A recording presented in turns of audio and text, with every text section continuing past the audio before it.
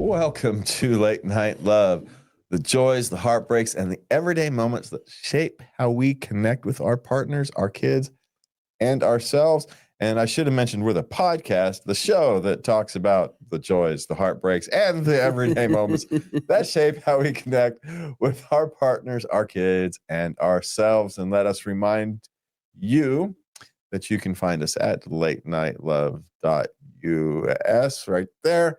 And if you want to send us your questions, comments, suggestions, etc., you can send them to love@latenightlove.us. And we're going to do something fun right here tonight. Okay. Lovely. We're going to actually, where'd it go? Here we go. We're going to answer a comment. Oh, this second half of this show is going to be interesting. I can't talk. Okay. So we're going to answer a comment from one of our shorts, and we're going to have to actually type an answer at some point here tonight, but to do that before I go to bed. But we'll cover it here, right here at the start. And I didn't put it on the same computer, so we don't have a screen cap of it. So we're just going to have to read it.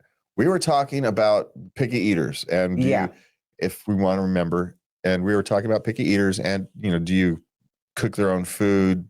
The various strategies about that. And for Bear the Devil 9675, their comment was, it depends for me. If they want salad instead of veggies or a baked potato instead of mashed, it doesn't bother them too much.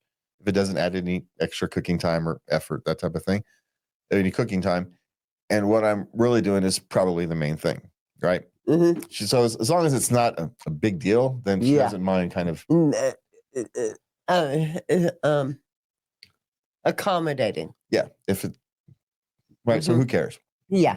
It reminded me, there's a number of other ways you can deal with, picky eaters. Children don't want to eat things. I go back to my childhood, and I remember my sister wouldn't eat tuna casserole, which there's plenty of reasons to not want to eat tuna casserole, believe me.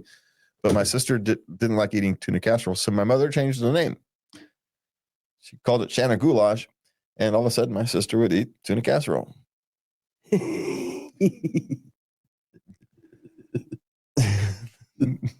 So it's the same thing, just change the name, present it slightly differently, and now it's all about branding. It's all about branding. And well, speaking about branding, my grandmother would do something differently, even though this one kind of goes into this category. Is my grandmother, if you'd come over as a kid and you'd stay at grandma's house in the morning, she'd make you eggs Benedict. Right. But I didn't like the hollandaise sauce or whatever that stuff they put on it. So grandma would make me eggs Benedict Arnold. Which it doesn't take any, not putting the sauce on takes no extra effort or no extra time, right? In a sense, it's slightly easier, But we had our own thing. Everybody else would get eggs Benedict. I'd get eggs Benedict Arnold. Life's like that sometimes. But that's just nonsense. The button. Which button? The green button. Did you push it? No, we're actually praying that this is working right, because I forgot. Oh, yeah. Okay. I suppose I could push it. There we go. Okay. We've just lost it. We'd count anything before what we just did. So eggs Benedict Arnold was you and your grandma's thing, huh? Yeah, because I didn't like the hollandaise sauce or whatever the hell it was on it. You still don't? No, I don't like complicated flavors. Butter and lemon? It's not a complicated flavor. It's butter and lemon. What are you doing? Yeah, that's what hollandaise sauce is. No, there's something different about it. Egg yolks. See, there you go. It makes it taste different. Yeah, okay. Because I flavor my butter with lemon all the time. But anyway, so there was a number of strategies to work on picky eaters. We covered a few last week, but that's what I would suggest. Okay, let's dive in. My boyfriend said he doesn't want my happiness to be dependent on him because he doesn't want to make an effort. Well, no. Well, here's the thing. Your happiness shouldn't be dependent on him. Well, I know He's that- technically correct. No, wait a minute. I know your happiness is not dependent on me. That doesn't mean I have to be a source of irritant. I can be a source of joy and happiness and comfort and love. Yes, but I don't want your happiness to be dependent on me because that's dangerous. Well, no. Which is why it's. I mean, if you were gone, I would be heartbroken. But unfortunately, I would continue breathing in and out. But I would still have somehow have to create a life. Right. Even now, every day you have your routines. You go out, you do your things that are completely separate from me. Yeah. Your happiness is not dependent. Now, when you get mad at me, my day is uneasy until I know and you don't say, we don't talk about it. You don't say, I forgive you, but I can tell when you have. You just have to give me time to work through it. I know, but I mean, I'm irritated until, at myself, I'm kind of anxious, but I still continue with my day. I'm not paralyzed. Oh my God, I can't go on until you forgive me. Please forgive me. That's not what's happening here. No, but also, is it actually fair to put your happiness onto your partner? Your happiness completely. I think there is an expectation that they are going to make an effort to spread joy. That's expecting a codependent relationship, and that's not healthy. I don't think so. I do. I think. No, I don't think dependent. I mean, if they're not there, I can still have a happy day. Yeah, it's that's not what we're talking dependent. about. That's what we're talking about. But I think this is my fear. Uh-huh. He thinks he can act like an asshole and be like, oh, well, I told you. But we don't know the framework of the conversation. She could be overly dependent on him already. And he may not be prepared to shoulder that responsibility yet. He's 25. Not all 25-year-olds are prepared to shoulder that much responsibility. But two, it's also not healthy. Well, to have your happiness dependent on someone. I agree on that. And so he's technically not incorrect. But he's not incorrect, but I think he's trying to skirt an expectation that everyone has in a relationship going in. You don't go in and think, oh, I hope they make me miserable. But you also don't think, I'm not going to be happy if this person has a bad day. I'm not going to be happy if... No. See, so it really depends upon the framework of which the conversation they were having is taking place. All right. Now, again, he's 25. So is he thinking that deeply? If he's had a messed up family, he might. This is one of these things where if he had a messed up family, he might have watched his codependent parents and say, I don't want to engage in that. And so I'm going to prevent that from happening. Maybe it's an overreaction, as humans are tend to do.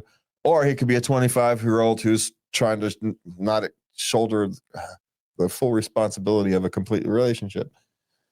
It's a God's wonder any two people get together ever. So, and there's a lot of room between those two things. And so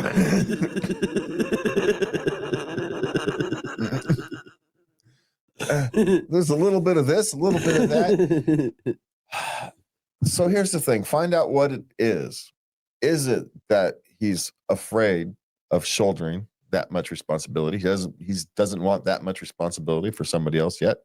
He's 25. That's not unreasonable. Terrible way to describe that, but it's not an unreasonable thing. I'm not responsible for that yet. He's 25. I could see why he they're kind of blunt. They don't yet know the little finesse. No, and he's used to talking to the boys, right? Yeah. No, you need finesse and gentleness in this kind of conversation. Yeah. And it wasn't there. Yeah. I think he didn't express if he Now, if he would have said, "I've seen this so many times in my life, and I'm very concerned." Yeah, I'm afraid of creating a codependent relationship. I've watched my parents or my sister or whatever it came from. Yeah. It's your. This is when you actually show your vulnerability to women, and it's not crying at the movies, right? This is where the vulnerability comes in. This is what I've experienced, and this is how it's impacting our relationship at this moment. And either it's a bridge I can't cross, or it's something we're going to have to work through together. Mm-hmm. You know, both of those are legitimate. Instead, he goes, "I don't want to be responsible for your happiness." And he's technically correct. And the thing is, he's technically correct. It's just you can't explain it like that. Now, if you're in a gay relationship, you probably can. Another guy will completely understand what the heck you're talking about. won't get upset at all. Well, so it's one of those things. But they're both 25. Yeah. So I'm going to give them both a little bit of the benefit of the doubt. Here's this. So here's how you deal with this, both of you. For him, he should have done it with, I've seen codependent relationships before. I'm really worried about it. And so that's what this meant, right? Mm-hmm. Now, from her perspective, she goes, okay, is what you're telling me is that you're worried about our relationship evolving into something that's codependent and that's actually bad for the long-term relationship? Or are you just not prepared for the responsibility of being responsible for another human being at this moment? Because there's two things in there. Mm-hmm. And give him the opportunity to have a rational conversation back. Okay. And from that conversation, you will have a much better idea of where you're going forward. It's time to have an adult conversation. You're 25. Yeah. And these are hard to do, right? They are. And we occasionally try to model that here and give you a way to start. And it's much easier for us to do it here because A, we're old, and B, it's not real. But it's kind of real. But the basic is true. What do you mean it's not real? Well, we're not answering our questions. Oh, we're not answering our questions. No, that's why we, when an issue comes up at the moment, and we problem solve on the air. Yeah. But to try and model what we're doing, how. But it looks a lot easier how it works for us. I'm just pointing out that from a 25-year-old perspective, this is going to look a lot easier coming from us, where we've been doing this a long time. We've been doing this 15 years. And we're not emotionally involved in the particular issue of the moment. Yeah. And so what we're giving you is ways to start the conversation, and suggestions is if you start to get overly emotional, you call the timeout and you come back later. Yeah. Because once it gets an emotional, a certain level of emotion, not even a peak, you don't want to stop it before it gets to an emotional peak. Well, this is getting out of control. We're repeating ourselves. We're going to call a timeout. We'll come back at it tomorrow. Yeah. It's perfectly, in a long-term relationship, waiting a day or two to finish a conversation is not a big deal. No, it's not. Everything doesn't need to be resolved right now. It doesn't. It can't. Yeah. Need time to process. Okay. This is a win-win. This woman, she just had to give this is a parental win. I had to announce this one. Okay, my oldest graduated high school in the spring and decided to take a year off to save up money before going to college. It's a young man. Mm-hmm. Yeah. And y'all, it's just an absolute dream having him at home. He asks for, and he does his share of the chores. Mm-hmm. He goes to school full time, he works full time. Mm-hmm. He pays his mother rent, which she is saving him to give back to him when he leaves. He's also saving. He doesn't know about that. He's saving on his own, and he's respectful. So he's quiet, and she is just. So she did something. She made an adult. She made an adult. Hey, it takes 2 or 3, or it takes the whole family, right? Yeah. Your son has to want to do that. He has to want to. You have to create the conditions that work for him. you can't just throw any parenting strategy at any child and expect it to work. Mm-hmm. Different children need different parenting strategies. Sometimes vastly different parenting strategies. And it sucks when you have a lot of kids and there's vastly different parenting strategies involved, but it's what you have to do. And so, A, congratulations. Mm-hmm. Yes. B, sending them off to college is always a dangerous thing. So kids change at college. They do. They will. Well, so they're going to change during that time of period anyway, that period of time anyway, right? 18. So 18 to 24. Yeah, 18, 19 to 24. They're going to change regardless, because that's what happens at that age, whether you're working or going to college. So here's the question is, what's he going to college for? Because maybe he'd be better off going to a trade school or something of that nature. It just depends on his wants, needs, and desires. Mm-hmm. Because in the future, it's actually the plumbers and the electricians and the whatnots that are going to have the stable jobs, because those are the hardest jobs to replace with automation. Yeah. If your job, so unless you're the top, 1-2% in any particular field, lots of these fields are going to have trouble. Mm-hmm. So, unless you're something that resolves human, a doctor, lawyers are eventually going to get replaced. A lot of lawyers, paralegals are really what's going to get replaced with AI eventually. Mm-hmm. It'll be paralegals, won't be lawyers. But anything that's relatively repetitive, because we've already designed a lot of things. It's what happened to like with miners and assembly line workers and all those things, right? Their jobs got automated. Is now happening to the people with AI, to the laptop class. It's not just AI. Laptop class. Oh, yeah, it's not just AI. It's all the various tools now talk to each other. You no longer need someone for the systems to for system A to talk to system B. You used to have people there to kind of translate and rearrange it so system B could then take it over and do off whatever. Now they all talk to each other automatically. You don't have to have someone there to interface with your suppliers in Beijing or Timbuktu or wherever, because you can just pick up a Zoom call and talk to them. You don't need as much infrastructure to run the same business. Nor is the way we manufacture things are changing, from 3D printing to robotics to everything. It's just everything is changing how we make things now.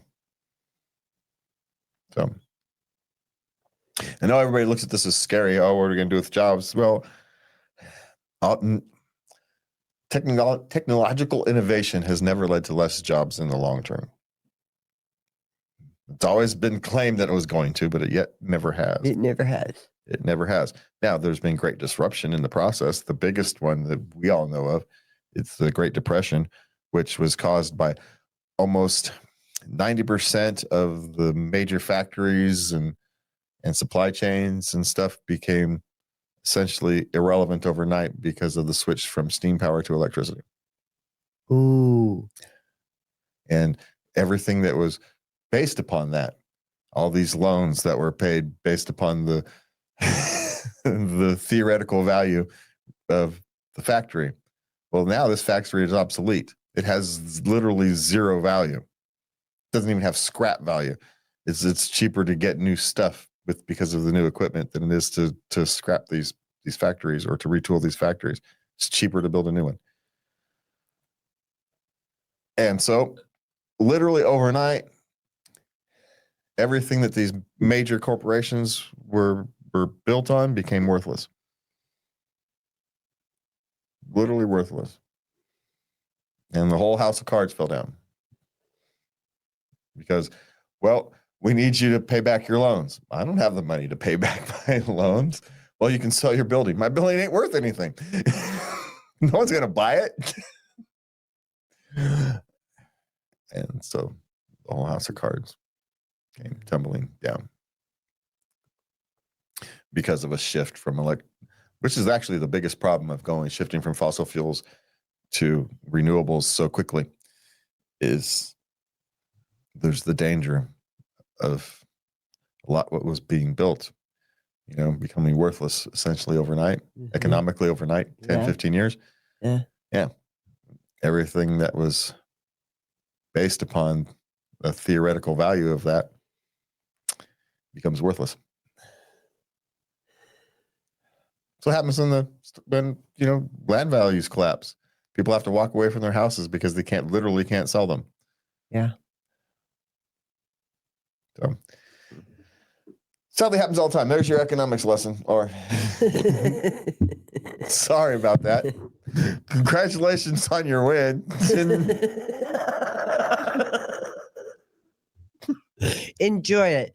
Enjoy it while he's there, because this phase is going to be over and he's going to be off to college, and and you don't know if he's ever going to return to live with you again.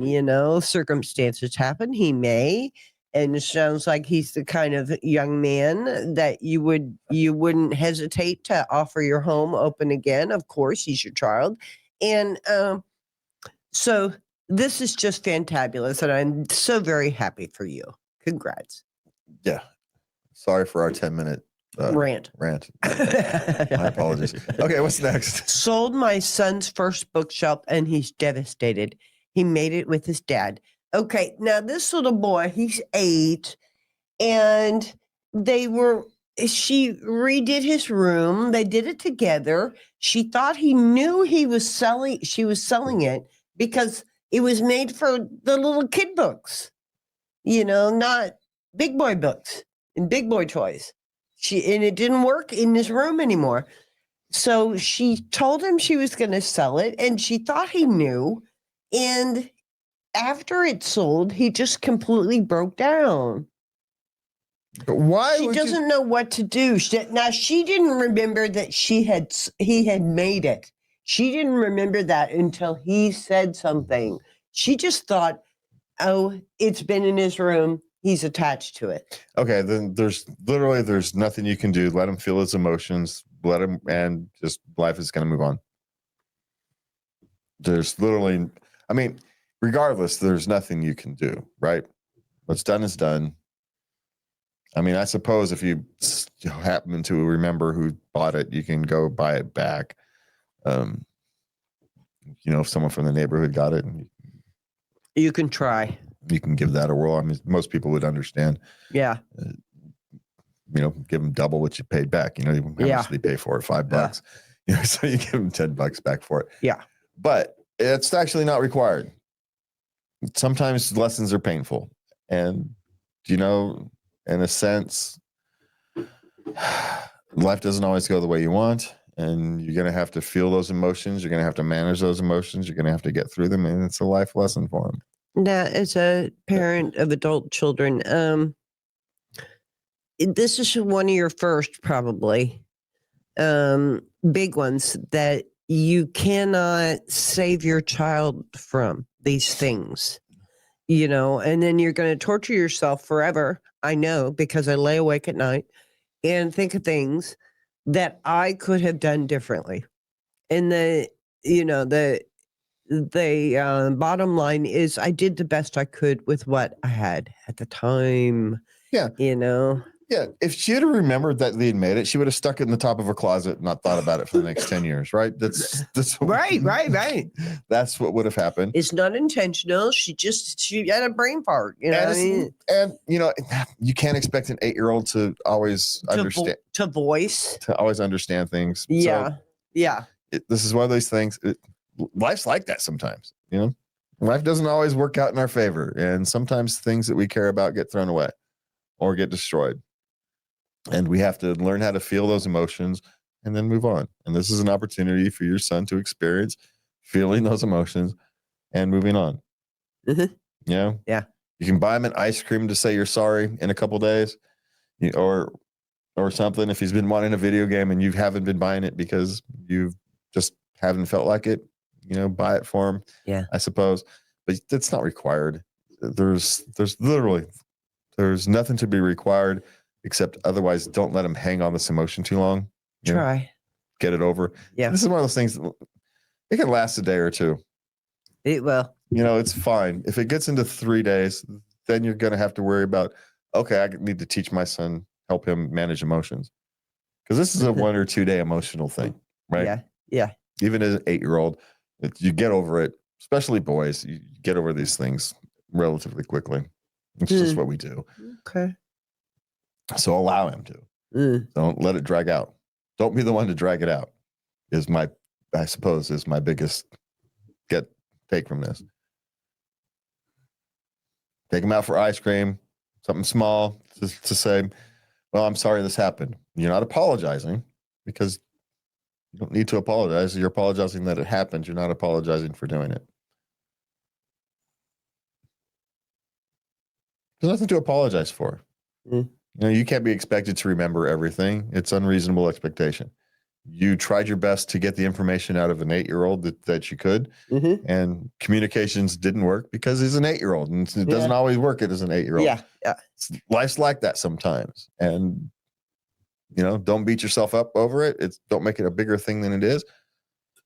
In a perfect world, you would have put it at the top of a shelf and not thought about it for next decade, but it's not a perfect world.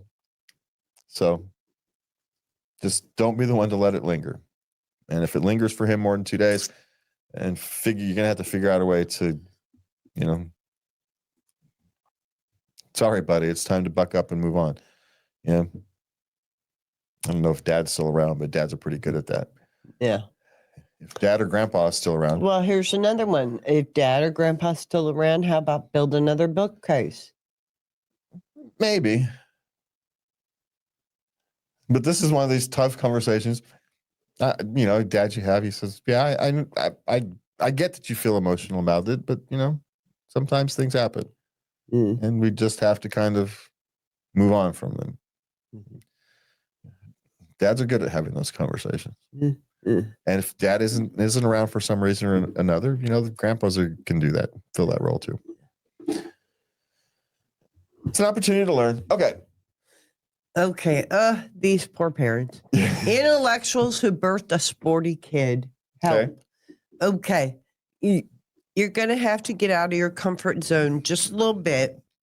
You're going to have to sign up your child for, you can hire people to teach him sports. You don't have to teach him, but you're going to have to do some practice at home with him, and just follow his lead. He'll tell you what to do. Well, you facilitate his practice, and then you attend the sports events and watch.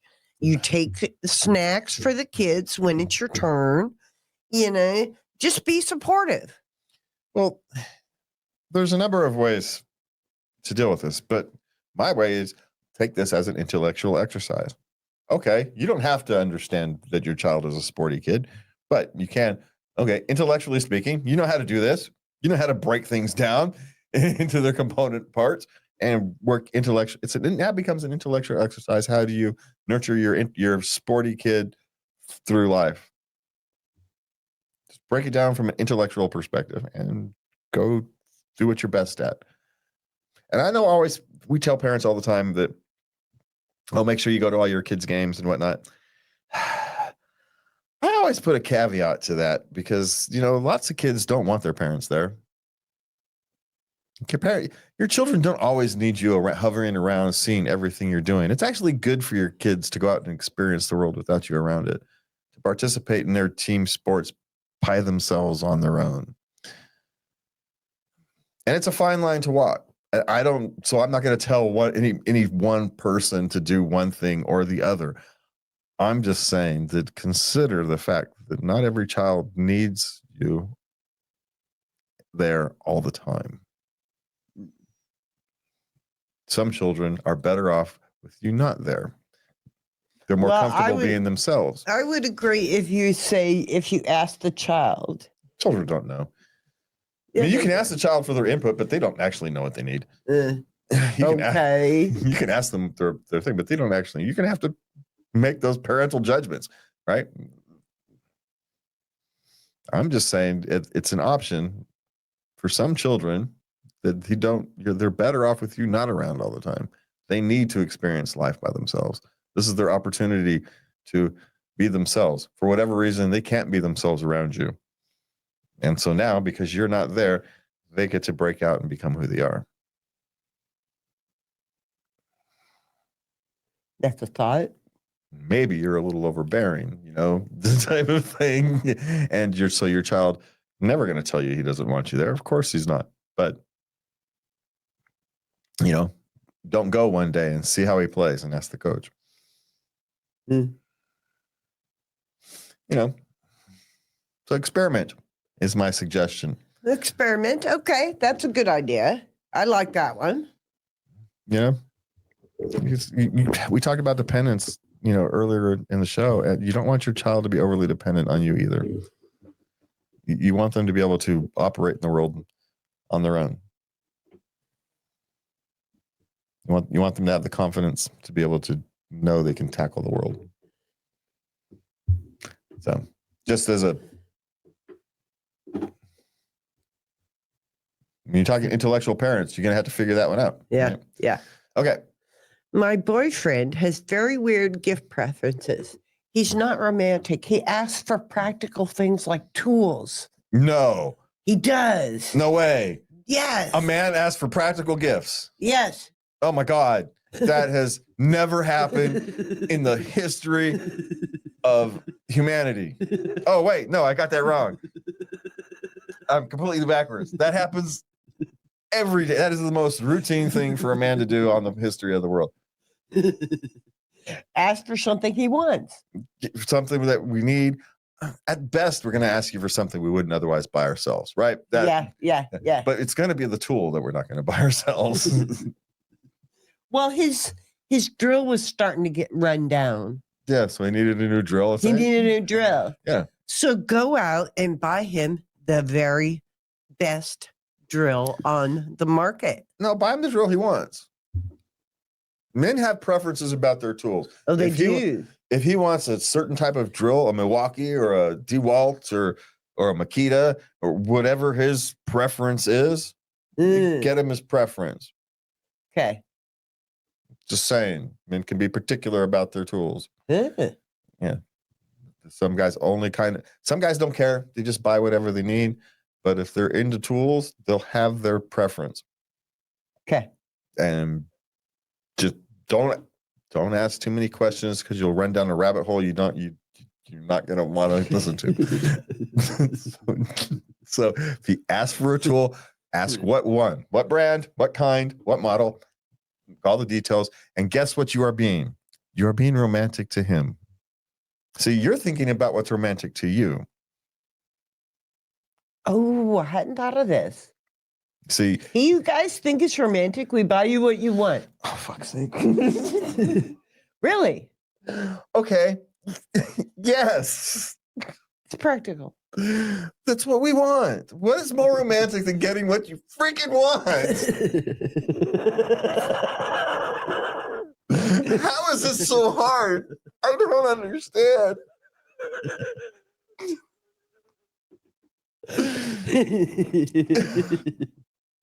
Yes, getting what you ask for or don't ask for on your birthday. These things do. It's the most romantic thing you can do for someone's birthday. Okay. Stop wanting them to want what you want for your birthday. We want surprise jewelry. We don't. We want drills or a new grinder. Or the windshield wipers we keep forgetting. Or the windshield wipers that we want, the good windshield wipers that we're never going to buy for ourselves. Because we're too cheap. We're going to buy the $7.99 ones because that's what we're going to buy. But, it'd be nice to have those $40 ones.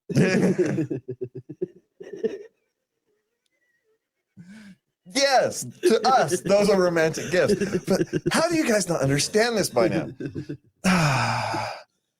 Have we not told you this already?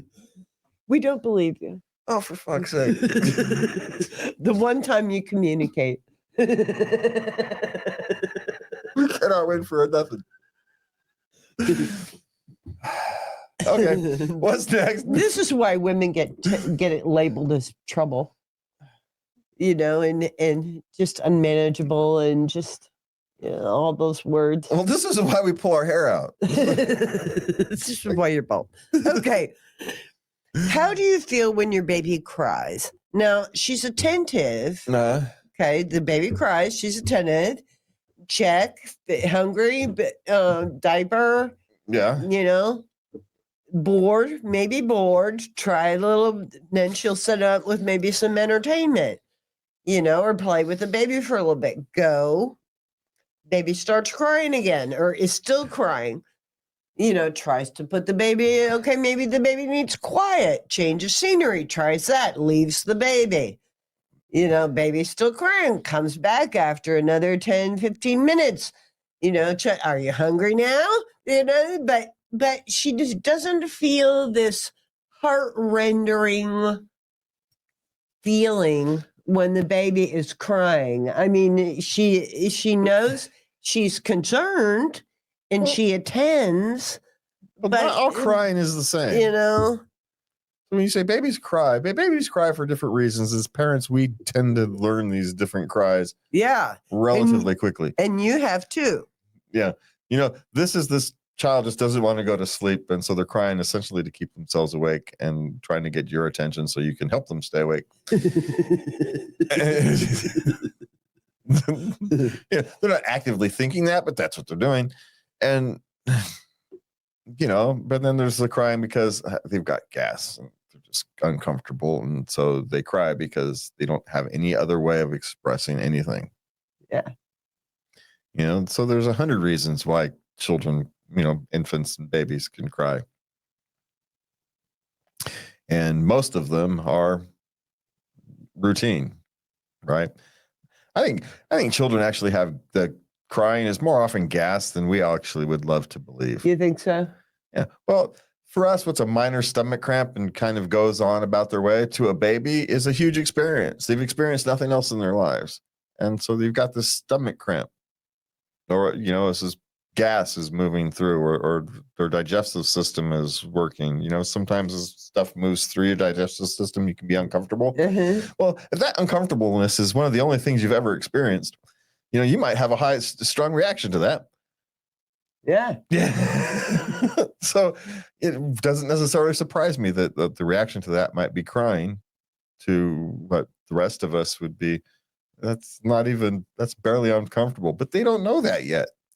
They don't have anything to experience to balance that out with. So it really depends on the cry. If you got to cry, if the baby gives that blood curdling cry that they've hurt themselves or they're in some kind of pain, it's a vastly different cry than I'm bored and I just want your attention cry. Mm-hmm. And there's no right or way to feel. You just take care of your baby the best you can. You do what every other parent on the history of the planet, tries to do. You do the best you can. Which I think she's doing. Yeah. Yeah. So she really is. Probably she's the first time mother. Yeah. She's unsure about how she's supposed to feel. And all she gets from it is essentially, media, which are always, because of the nature of media, it has to overinflate emotions and things. And so you're all right, lady. Yeah. You all right. She's doing fine. You doing good. Yeah. Okay. Last love question. Okay. Does anyone else worry about your kids' futures? Political climate. This has been going on, again, since Egyptian times. We worry about, civil unrest and changes that are happening within our country that we find deeply unsettling. And we don't know it. And it shakes up what we view as a stable future. And of course you have concern for your children. Well, Here's the thing: when you're having I was actually talking to a number of people recently about this, and it's the old curse was, may you live in interesting times. Mhm. And I go, well, we are living in interesting times. The curse from the past are kicking the cans down the road, our lack of attention to our friends and family, or we are now paying the price for that. The good thing is we do control that. We control how we act, how we respond. You can't control other people, but you can control the world around you. You can control what you can control. So be nice to people around you. Build the family and the community around you that you want. You'd be surprised how infectious that is to the world. Yes. So if you want to taking care of the world starts with taking care of your family. And then taking care of your friends. And then taking care of the next ring, right? Community. As you take care of your family, as your friends take care of your family, as their families, and Mm-hmm. it rings out. We're 6 degrees of 6 degrees of separation from anybody, right? Theoretically. Yeah. Yeah. So it's not that hard to impact the world, but you have to start with your own. So start with your friends, start with your family, friends and family, family and friends. Treat them nice. Don't turn your back on people because they have different political beliefs from you. That's the exact wrong way to take. You want to be welcoming and kind. Because why would you want to be any other way? The high road is a wonderful place. You see everything from up there. It doesn't matter. If they go low, you go higher. They can't touch you. Mm. All right. Last question. That was the last question. All right. So love is never simple, but it's always worth exploring. And sometimes the way we love bleeds into the way we relate. And that's where we are headed next. So have a good night. And please remember to love everybody. Good night.